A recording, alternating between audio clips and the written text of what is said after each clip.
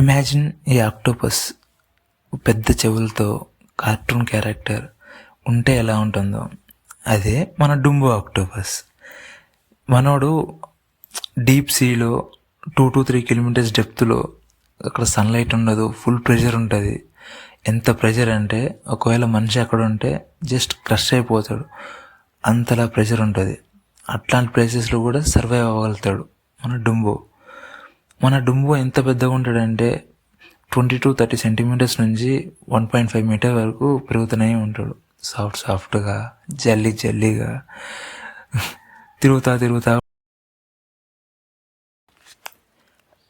నార్మల్గా ఆక్టోపస్ ఏమన్నా ఎనిమీస్ వస్తే అవి చనిపోయినట్టు నటించడం కోసం ఇంక్ రిలీజ్ చేస్తాయి. అలా కాకుండా మనోడు ఏం చేస్తాడంటే ఒక దగ్గర మునిగేసి వేరే దగ్గర తేలి అట్లా తప్పించుకుంటూ తిరుగుతూ ఉంటాడు కామెడీగా.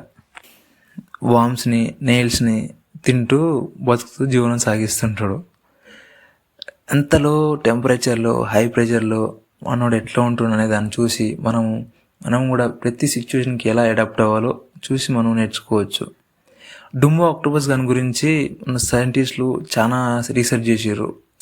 ఎట్లా ఎవల్యూషన్ ఎలా అయింది, ఎలా సర్వైవ్ అవుతుండో అట్లాంటి సిచ్యువేషన్స్లో కూడా. అయితే ఒకవేళ సర్వైవ్ అవుతే అలా Dumbo octopus is a proof అనమాట ఓషన్లో చాలా వండర్స్ ఉన్నాయని.